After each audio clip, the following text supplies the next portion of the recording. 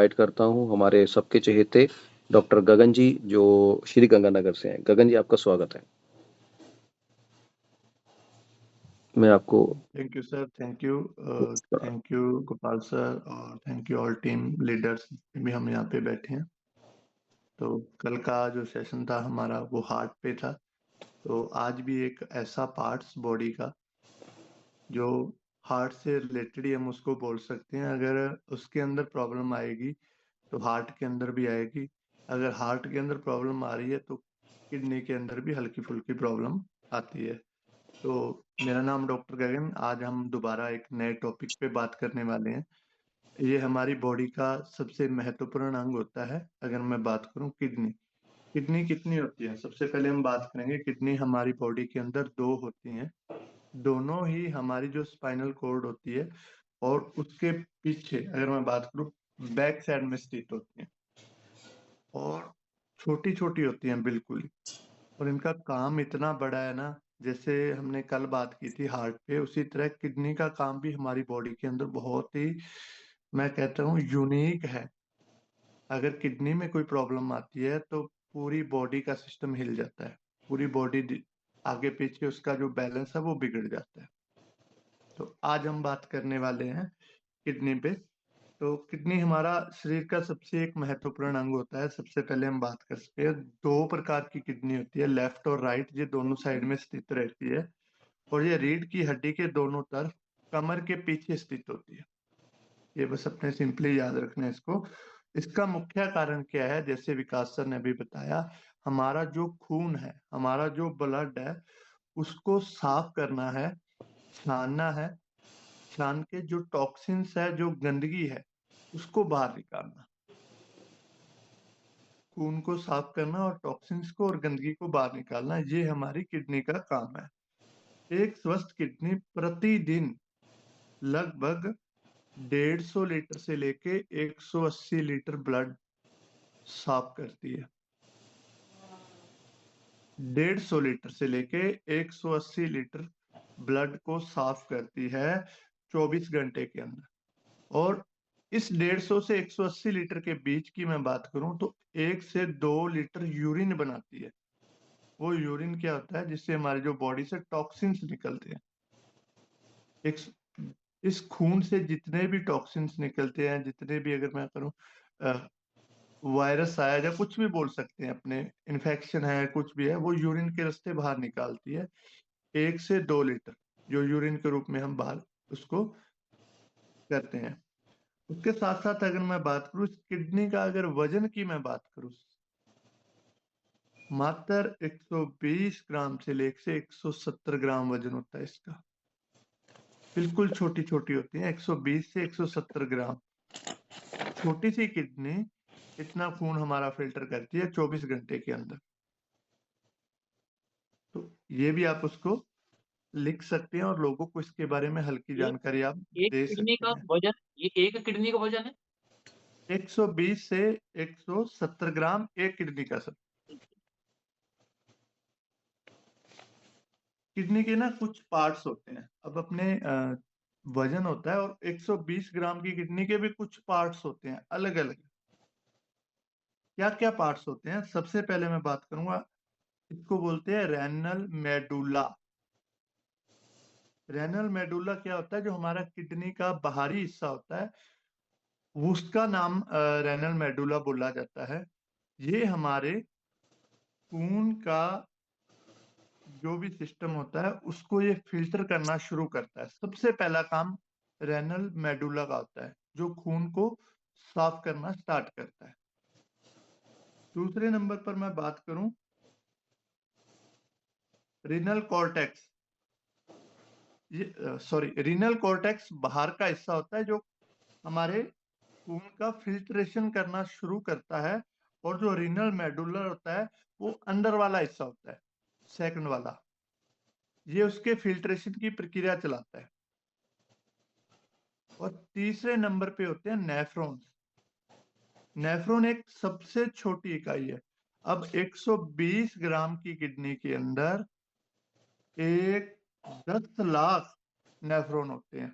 मतलब 120 ग्राम किडनी के अंदर अगर मैं बात करूं 10 लाख ब्रीक ब्रीक रोम छिद्र होते हैं जो इसका फिल्ट्रेशन का काम करते हैं और ब्लड छानने का काम करते हैं।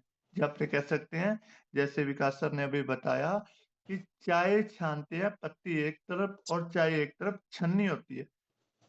120 ग्राम की किडनी के अंदर 10 लाख नेफ्रॉन होते हैं जो छन्नी का काम करते हैं। उसके साथ साथ अगर मैं बात करूं ग्लोमोर, ये भी हमारे खून को फिल्टर करने का एक अपने कह सकते हैं हिस्सा होता है, जहाँ पे ब्लड इकट्ठा होता है और धीरे धीरे ये उसको फिल्ट्रेशन की तरफ डायरेक्ट करता है।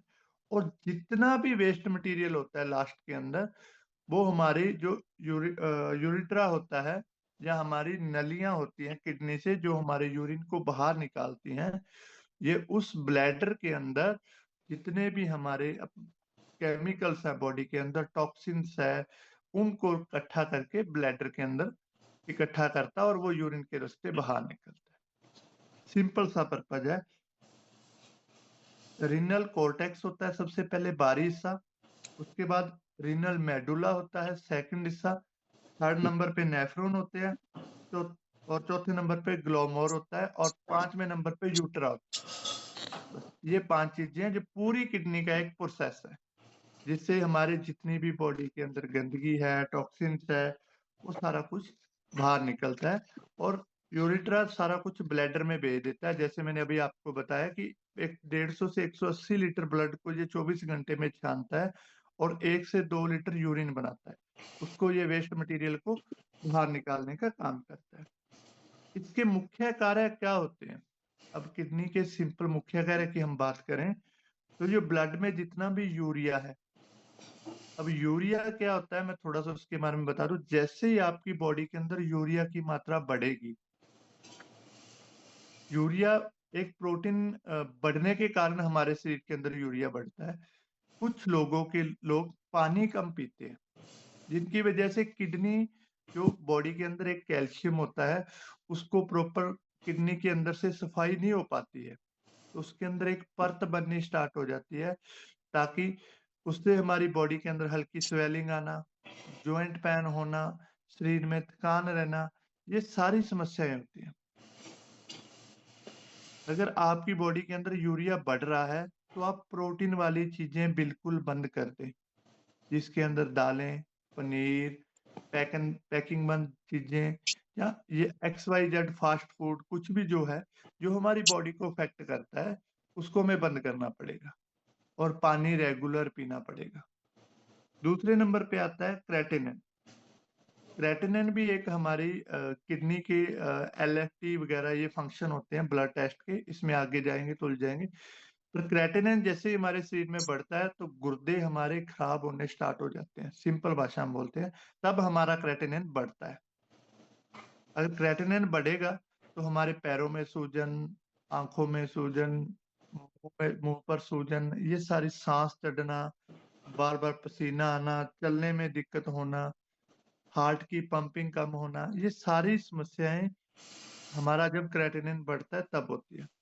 तो यहाँ पे 90% डॉक्टर होते हैं वो कहते हैं कि आप इसका डायलिसिस करवा के इसको रिकवर कर सकते हैं, पर डायलिसिस उसकी एक प्रक्रिया नहीं है, सिर्फ एक रोकथाम है। जब तक वो चलता है फिर वापस बढ़ जाता है, फिर डायलिसिस हुआ ठीक हुआ।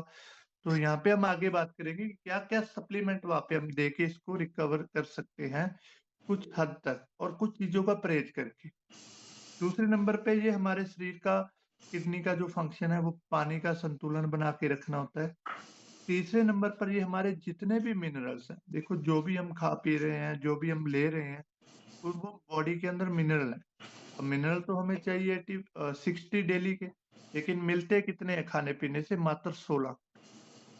ऊपर से हमने मिनरल लिए। कुछ मिनरल्स हमारी बॉडी को जिन लोगों की किडनी की प्रॉब्लम रहती है वो डायरेक्ट मिनरल नहीं ले सकते, इस चीजों का ध्यान रखना आपने, ठीक है।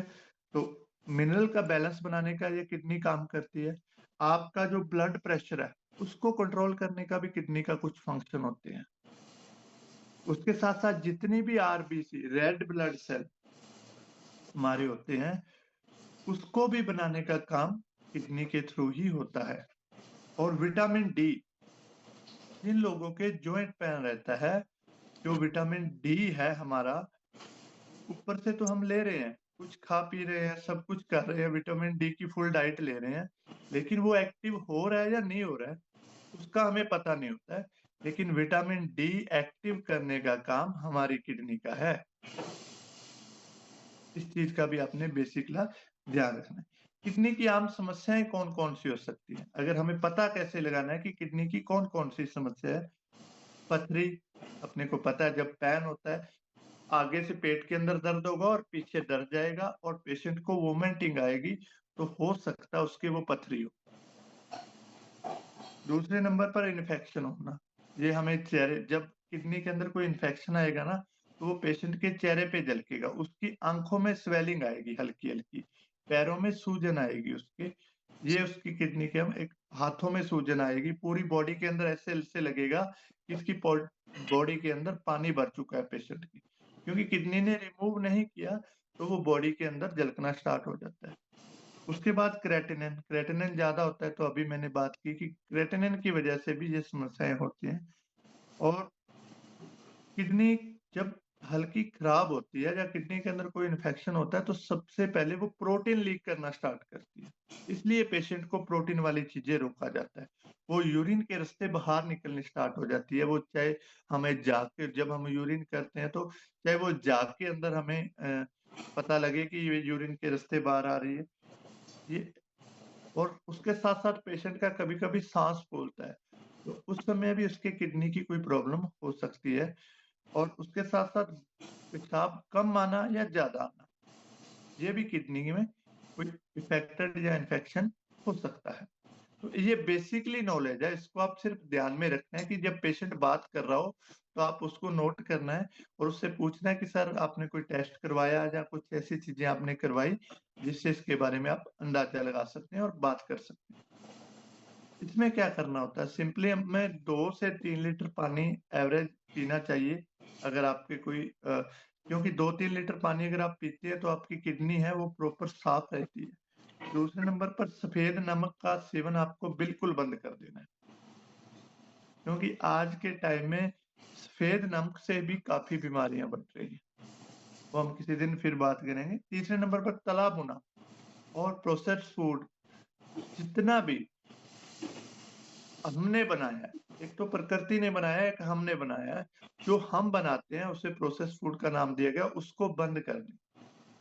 चाहे वो फास्ट फूड बना रहे हैं, चाहे कुछ भी बना रहे हैं, उसको बंद करके अल्कलाइन चीज़ें जैसे फ्रूट्स वगैरह उन चीज़ों का हम सेवन कर सकते हैं, ठीक है? उसके साथ-साथ धनिया, हमारे जो धनिया मिलता है, एक हरा धनिया होता है, एक सूखा धनिया होता है। सूखा धनिया हमें पंसारी से मिल जाता है, 1 चम्मच आप रात को पानी में भिगो के छोड़ दें, सुबह उसे गर्म करके, ठंडा करके छान कर पिएँ।